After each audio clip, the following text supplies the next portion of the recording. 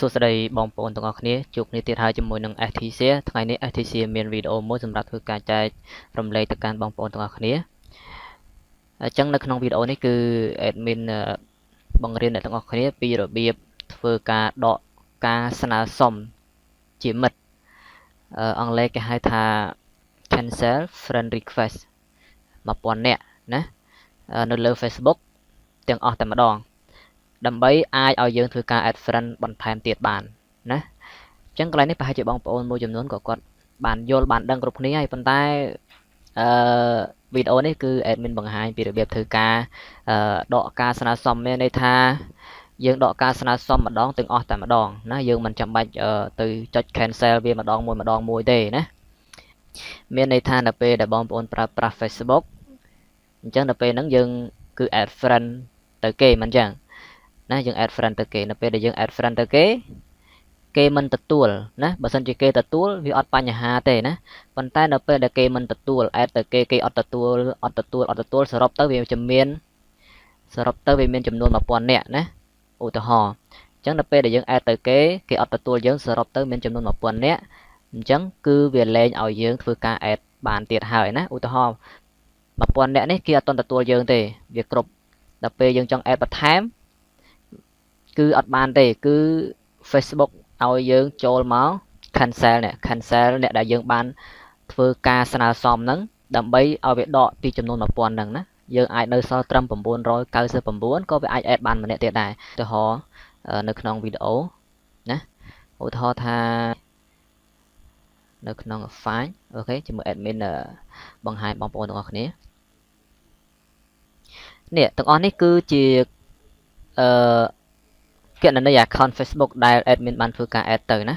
អញ្ចឹងគាត់អត់ទាន់បានទទួល admin ទេអូខេនេះច្រើនមែនតើអញ្ចឹងបើសិនជាកន្លែងហ្នឹងបើសិនជាបងប្អូនចូលមកដកវិញណាអញ្ចឹងបងប្អូនត្រូវចូលមកដកអាហ្នឹងចេញណា cancel វាចេញណា cancel ចេញអញ្ចឹងកន្លែងហ្នឹងឯងដែល admin ចង់បង្ហាញថាបើសិនជាបងប្អូនចូលមក cancel ម្ដងមួយបែបនេះគឺវាមានការលំបាកវាមានបញ្ហាយូរណាច្រើន 1000 នាក់ហើយយើងគិតមើលបើសិនតែយើងចង់ចំណាយពេល cancel ទាំងអស់គឺវាអូឡើងសឹកកាឡាដៃចុចឡើងសឹកកាឡាដៃបាត់ហើយណាអញ្ចឹងនៅក្នុងវីដេអូនេះគឺ admin បង្ហាញពីការដក friend request ហ្នឹងណាអូខេដក friend request ហ្នឹងម្ដងទាំងអស់តែម្ដងដោយយើងមិនចាំបាច់មកចុចម្ដងមួយទេអូខេឥឡូវយើងចូលមកក្នុងវីដេអូយើងវិញណាអញ្ចឹងដើម្បីធ្វើការដកការស្នើសុំហ្នឹងគឺយើងមាន3ចំណុចណាអញ្ចឹងទី1គឺបងប្អូនត្រូវ copy link ណា link ខាងក្រោមនេះយកទៅផាសនៅលើ tab new browser អូខេសូមបញ្ជាក់ថាការធ្វើវីដេអូនេះគឺបានតែនៅលើកុំព្យូទ័រទេណាការធ្វើបែបហ្នឹងសម្រាប់ទូរស័ព្ទគឺมันអាចទេណាសម្រាប់ទូរស័ព្ទគឺយើងមានវិធីផ្សេងអូខេតោះឥឡូវយើងចាប់ផ្ដើមទាំងអស់គ្នាឥឡូវ admin copy link កន្លែងហ្នឹងអូខេហើយ copy មកបន្ទាប់មកយើងចូលមក browser internet បន្ទាប់មកកន្លែងនេះគឺជា new tab ណានេះគឺជា new tab កន្លែងហ្នឹងយើងបើកអញ្ចឹងគឺជា new tab អញ្ចឹងបងប្អូន copy ដាក់កន្លែងហ្នឹងមកណាអូខេហើយយើង enter មក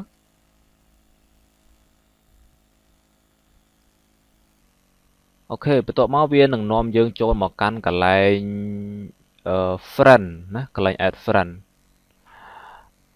អូខេយើងចូលទៅមើលជំហានទី2ជំហានទី2គេឲ្យយើង click on request ហើយបន្ទាប់មកយើងចុច F12 ណា keyboard F12 ហើយនឹង click នៅលើ console បងប្អូនចូលមក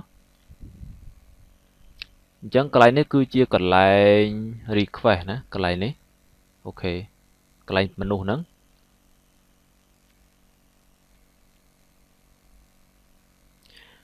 អូខេបន្ទាប់មកយើងមកមើលកន្លែងនេះណា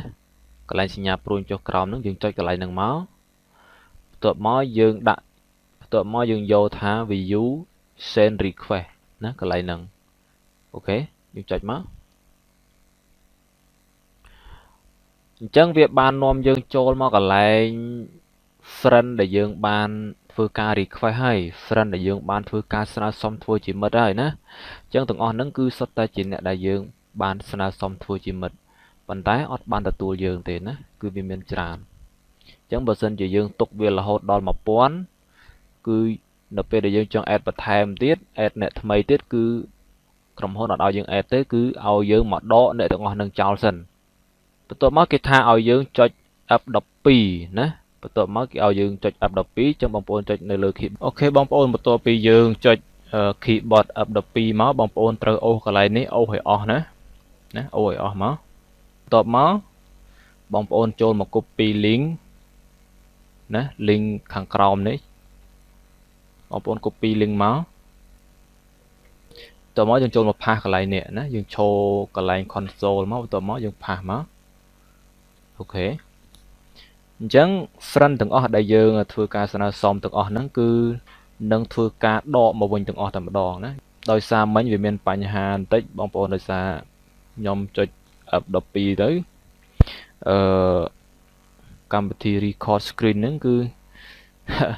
វានៅពេលដែលចុច F12 គឺវា stop ដែរដល់ពេលអញ្ចឹងវាដាច់វីដេអូតាមក៏ពិតទៅ friend មិញគឺខ្ញុំអត់បានមើលគឺវាច្រើនមែនតើណាមិនប៉ុណ្ណឹងទេគឺច្រើនមែនតើប៉ុន្តែមិនដឹងថាវា stop ពីកាលទេហើយបន្ទាប់មកសកម្មភាព admin បានធ្វើហ្នឹងគឺបាន cancel friend ហ្នឹងគឺអស់មួយចំនួនមិញអស់មួយចំនួនបាត់ហើយមិញហ្នឹងណាអូខេអញ្ចឹងបន្ទាប់មកបងប្អូនចុច enter មកណាចុច enter មកអញ្ចឹងបងប្អូនចាំមើលគឺវានឹងធ្វើការដកតែម្ដងអូខេនេះឃើញវា load មកបងប្អូនណាអូខេអញ្ចឹងគឺវាធ្វើការ unfriend request យើងតែម្ដងណាអញ្ចឹងអ្នកដែលយើងបាន add ទៅគឺវា auto cancel តែម្ដងអូខេអស់បាត់ហើយណាគឺងាយស្រួលមែនតើលឿនមែនតើយើងមិនចាំបាច់មកដកម្ដងមួយទេណាមិនចាំបាច់មកធ្វើដកម្ដងមួយឲ្យនាំតែយូរការទេណាអូខេអញ្ចឹងគឺអញ្ចឹងមានតែប៉ុណ្្នឹងទេសម្រាប់វីដេអូនេះហើយសូមអរគុណបងប្អូនទាំងអស់គ្នាសម្រាប់ការទស្សនាហើយកុំភ្លេចជួយចុច Subscribe ដាក់សញ្ញាកណ្ដឹង Channel STC ផងដើម្បីទទួលបាននូវវីដេអូថ្មីណាហើយបើសិនជាបងប្អូនចង់បាន link ណាចង់បាន link បែបហ្នឹងគឺបងប្អូន comment នៅខាងក្រោមវីដេអូមក admin នឹងធ្វើការផ្ញើទៅកាន់បងប្អូនទាំងអស់គ្នាអូខេអញ្ចឹងវីដេអូនេះ admin មានតែប៉ុណ្្នឹងទេហើយសូមអរគុណសម្រាប់ការទស្សនា